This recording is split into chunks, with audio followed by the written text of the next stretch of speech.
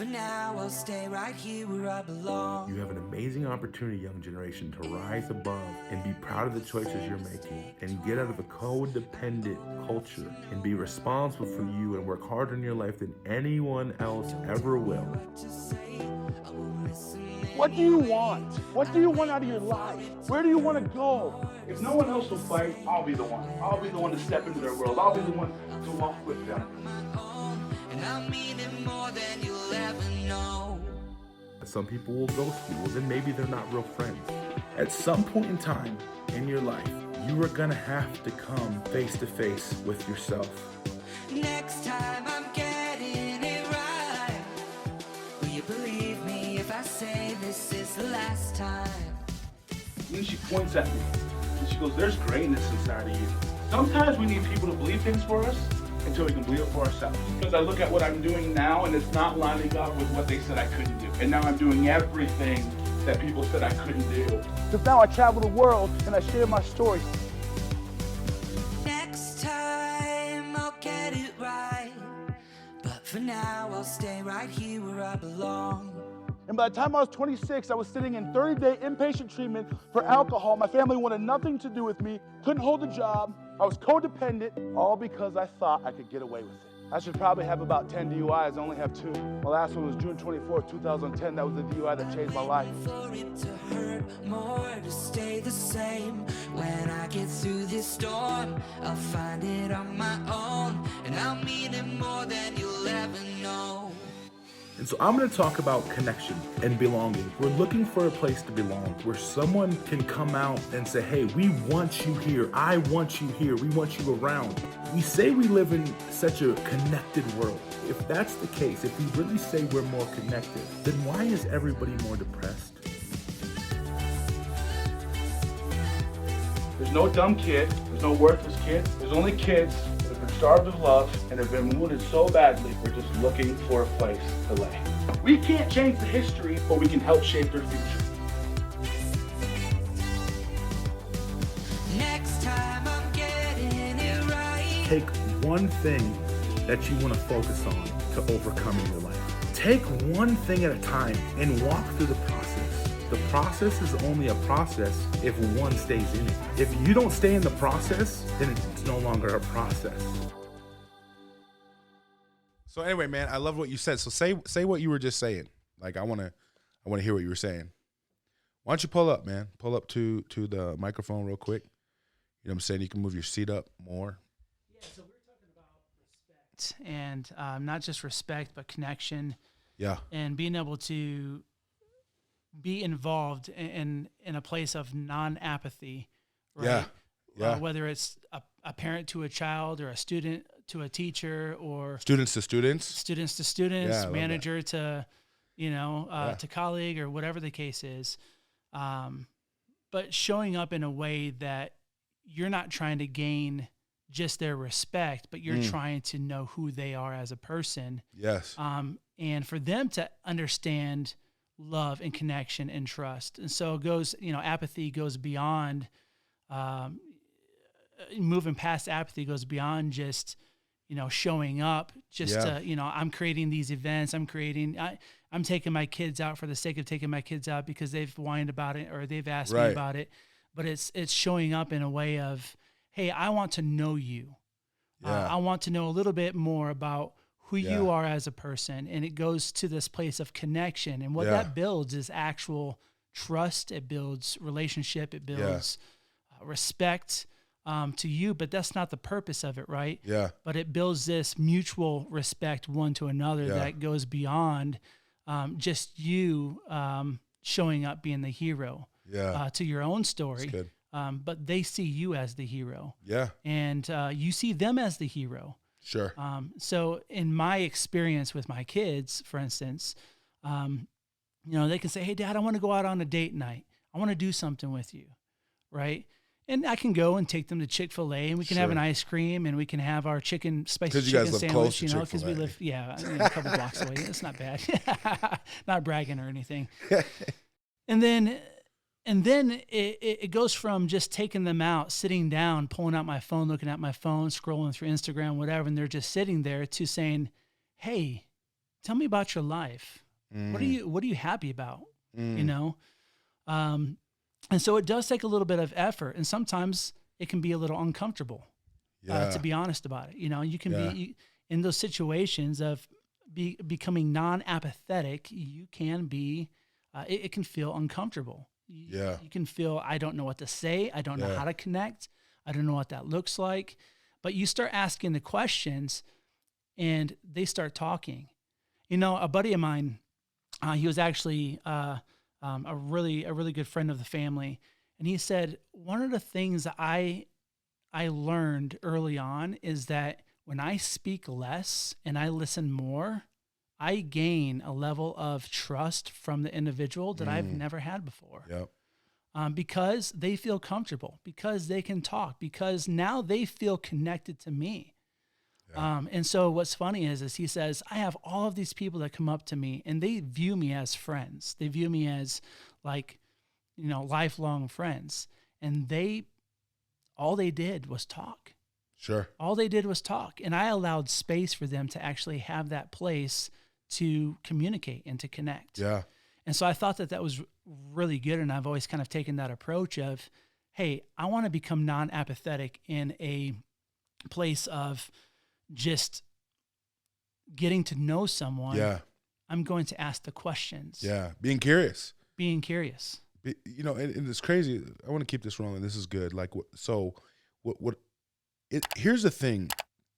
Us stepping into someone else's world, right? And being an active member of just, because, you know, we talk about, so even in your family, like as a husband, right? Like, you are an active member as a husband, just like you're an active member as a father, right? And in some scenarios, you're an active member as a son-in-law, right? The son, different things like that. So my thing in that is, when you do that, when you step into those roles, that is a prime example of how you have to build relationship in each separate entity. The way you build relationship with your wife is not going to be the same you build with your son or your daughters, right? Or your two sons or your two daughters. Like it's going to be different. One of the things that costs you nothing is stepping into someone else's world, getting to know who they are, investing, becoming curious, right? That's the real sign that you want to get to know someone, is when you get curious with your questions, right? Hey, what does excite you? What gets you going? Different things like that. And that's the type of stuff that you stay away from, that apathy. You stay away from a situation where it's not always about you. One of the things I appreciate about you, bro, is the camera good, by the way? One of the things that I, just making sure, we're going to keep this rolling. One of the things that I appreciate about you is you're really good at celebrating others. Like, you don't get jealous when good things happen for other people. You don't get jealous when maybe someone is blessed 5-6 times in a row and you haven't necessarily maybe seen that yet. But I believe, like, even what's happened in your situation, your personal situation recently, I'm not going to share it. If you want to, you can. But the upgrade that you've seen, I believe it's because you have celebrated others well. And even like, I had a buddy tell me last year as well, or a year and a half, I can't remember exactly when it was, but it said, you know, you had a decision to make with some things. And one of the things was, there were some things happening for other people that you thought was exactly like your thing. You looked at God and you were like, God, that was mine. But you chose to celebrate them, and he's blessing that and honoring that. And I feel the same with you. I believe the reason why you've seen upgrade, and, you know, and it's just the way it's happened for you has been incredible. And I love you sharing that with me, but I believe it's because you celebrate others so well, you know, and let's be honest, Jay, me and you weren't in a situation growing up where we were celebrated. We had to learn that, right? Mm-hmm. Like, we had to learn how to celebrate others. Everything we've learned has been from Jesus and the people that God has placed in our life. We're just going to go there today. Yeah. Like, everything I've learned in my journey on anything has been from Jesus and the people that God has placed in my life. Yeah. But I believe that the biggest things we're attacked in is the biggest things we're going to have the most authority in. Right. That's why some people, I'm just going to say, don't understand that I do what I do, it's because I have authority in those areas. I've overcame those areas in my life. I've overcame addiction. I've overcame the negative self-worth and the self-view of myself. I've overcame all of that. I can see people well now because my value used to be hit years ago, but I came out of that, right? And so that's the biggest thing I look at is we weren't in that situation growing up, but we learned it as we went forward. And that's what I appreciate about you, bro, is how you celebrate others so well. And I believe that mixed with being an active member of like your family or the community, whatever community you're in, and you're choosing to belong. That's the one thing about you too, is you choose to belong places you go. That will keep you away from the apathy just because you will always open. I mean, you're opening yourself up to meeting new people every day. I've seen it. I've been there with you. I've been at conferences where you just go up to random people and start talking to them and getting curious about their life. Yep. And so I think it's been amazing, bro. Yeah, I think appreciate that. Thanks, Yeah. bro. Yeah,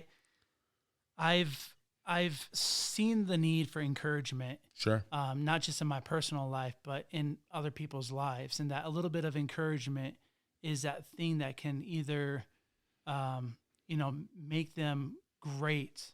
Yeah. Or make them beyond greatness into a place of just excellence in all that they do. And growing up, not necessarily hearing encouragement all the time. Now, my father did say, "Hey, son, you can be whatever you want to, Sure. Whatever you want to do, whatever you put Sure. your mind to, you can do that." And for the longest time, that used to bother me, but it is true. It is, you can be whatever you put your mind to. So good. We're talking about the reason why we are who we are in this place in life, and because of, God, and just the people that he set us, right. with and connected us with, and family. Yeah. And sometimes family is messy. Sometimes it's not. It's always messy, Yeah. bro. It's not so. It's always messy. I'm but, not going to sugar. But go sugarcoat there though, it. real But quick. yeah, Though, no, go but there. It is. I mean, it can be a place that can be very broken. Yeah. Very real. Yeah. When you think of your family unit today, and you think of, how you function, and maybe there's some misbehaves and some triggers and trauma from the past, and you start going to those places. Sure. And then you start looking at the Christian life. Now, we're so easy to judge the family. Sure. The family unit within a church, or, us as a church. And we're so easy to judge those places, right? That we miss the whole purpose of the connection and the encouragement that we get from one to another, because we think that, hey, because they're a Christian, they should act a certain way. They should be a certain way. I should expect something different. Right. I should, this and that and the other. But they don't actually correlate that in the same light as their family unit today. They're blood family, right? Right. When you get together, do you have arguments with your family every once in a while? Yeah. Is there disagreements? Yeah, it happens. There's things that you believe that they don't believe, and vice versa. Well, and let me just jump in right there. Yeah. We don't have to agree to connect. Right. I don't need agreement. I go back to original. I laugh about it now. Let me just, because let's go here. I know my podcast can be heavy sometimes. Actually, me and him were talking about this a little bit ago. My podcast can be heavy, but this is going to be a funny story because of where it took us. Do you remember our first trying to meet up? Our very first time? I do, yeah. Like, we both were frustrated with each other. Bulldog, pup, and Like, Leo. I was remember it to I this was day. frustrated with you. You were frustrated with me. But it's funny because when you break it down, it was so stupid. Yeah. But we both wanted the same thing. That's literally what it was. We were doing it in different ways, but we didn't know each other, right? Uh-huh. And so now, fast forward, we're really good friends today, but it's funny to me. But that derails a lot of people. That one thing could have, if we weren't who we were, who God created us to be each and every day. Cool thing about having your podcast, you can talk about whatever you want. But if we weren't who God created us to be each and every day, dude, we would have probably been like, I'm not doing this. Go fly a kite. We're not friends anymore. Right. But to us, the building relationship was way more important than the disagreement we had. And we still were able to stay connected in that conversation and going forward. my point in saying we don't have to agree with each other, right, to be connected. We can disagree and it be fine because you're you and I'm me. So, yeah, exactly. And I think sometimes in a disagreement, like we could have just said, "Hey, go fly a kite. See you Sure. later." But we didn't stop before the breakthrough. And Come on. that's where a lot of people, you know, Come they on. stop right before that breakthrough.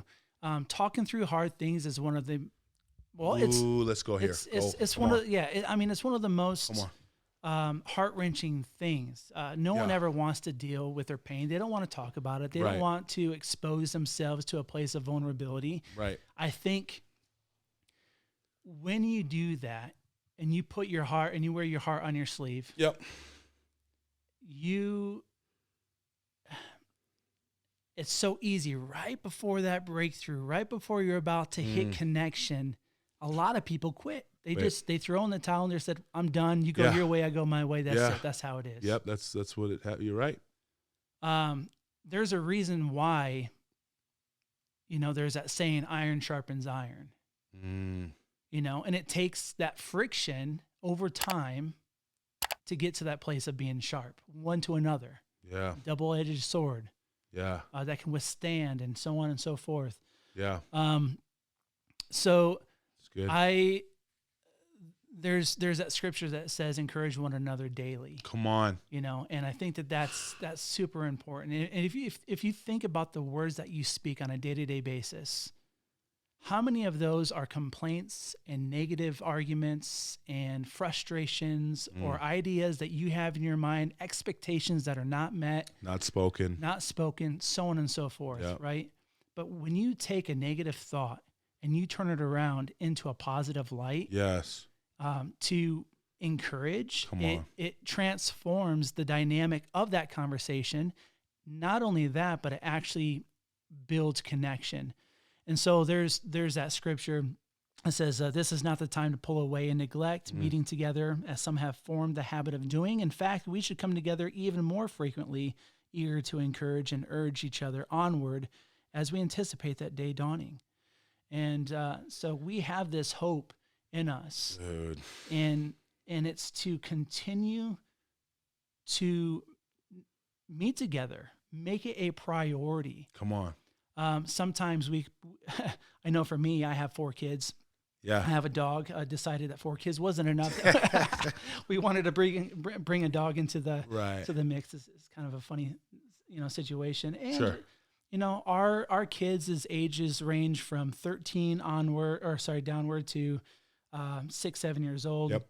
And so the dynamic in the house is sometimes chaos. Sure. We have toys everywhere. You know, you got cereal sometimes spread out on the floor. I mean, this is just real Normal life. Like it is what it is. Yeah, normal life. And you know, for all of you moms out there, or ladies listening, you know, you know, inspiring to be mothers. There'll be Right. times that you clean up after the kid and you turn around and the mess is still there. You know, and because of this, in our world today, we can become closed off. For Easily. instance, if our house is a mess, we don't want to invite people over because our house is a mess. We're embarrassed for ourselves. Sometimes we're embarrassed for our kids, Sure. so on and so forth. There's a difference. There's a difference in becoming closed off from those things and allowing people to come in and help in those areas. And sometimes I think due to our own pride, maybe Sure. how we view ourselves, Yeah. maybe some insecurities that we have, whatever the case is, that we neglect meeting together because of circumstances. Sure. Sure.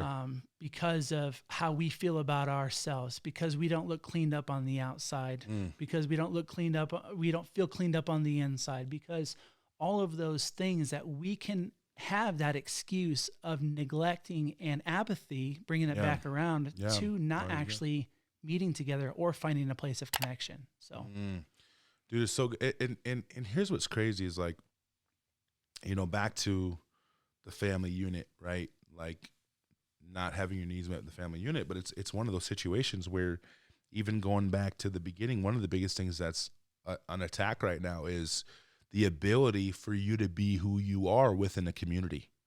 That's one of the biggest things that's under attack right now, right? And I believe the enemy has attacked that in the young generation especially, which is why so many young kids don't feel comfortable in their own skin. They don't feel comfortable being around certain people. They don't feel comfortable asking for help, right? The reality is we wouldn't be where we're at today if we wouldn't ask for help. And that's one of the biggest things that I'm trying to normalize too in my work is the simple fact that asking for help means you're super strong. And how do we open ourselves up to let someone into our life to be able to do that, right? And that's the biggest thing that I feel is under attack is the simple fact of when we become active members of our community, whatever community that is, whether you're in a gaming community, whether you're in FBLA, FFA, football, basketball, name it, volleyball, there's a plethora of activities. When you choose to be an active member of that organization, that community, you're making a decision to belong, right? Choosing to belong does also wipe out that apathy because when you belong somewhere, you are going to do what it takes necessary to keep that thing going, right? And so we just have to get to a place. I believe this all comes down to getting to a place where we can get outside of ourselves and have eyes for others and get to a place where how can we elevate someone above us and they elevate me above them? How much better would this be in our worlds? And that go back to that encouraging. Sure, it's going to make them feel amazing because we're either adding to people's identity or we're taking it away from it. But how much more amazing would it be? Is it for us to encourage them? Like when I feel good inside when I'm encouraging someone else to become the best version of themselves that God created them to be each and every day. Like I feel amazing when that happens because we are called and we are meant, the way we are wired is to build one another up. Celebrate them. There's enough for all of us to go around, you know? And how do we display the love of Jesus to them if we don't do those things? So, I love what you said, man. So good. Good times. Dude, that was amazing. So, gosh, I wasn't even expecting this episode to be like this, but Next time I'll show my face. yeah, we're going to put you on camera next time, man. It's great. Oh, by the way, like our episode that we did like last spring went really good. So this is going to be another one that we're just going to do, and I'm going to put it on there. This may be our normal thing. We'll just keep doing this. But you all are going to be okay. All of you are going to be okay. There's so much gold inside of you that's going to help you live the greatness outside of you and walk into the destiny that was been created for you. You break it all down. It's Jesus that creates our destiny, that has created our destiny from the very beginning. Okay, you guys know my story. I'm not going to shy away from that. Okay, you're going to be okay. Choose to live whole in a full life. Keep climbing. I love each and every one of you, and I'll see you next time. Next time.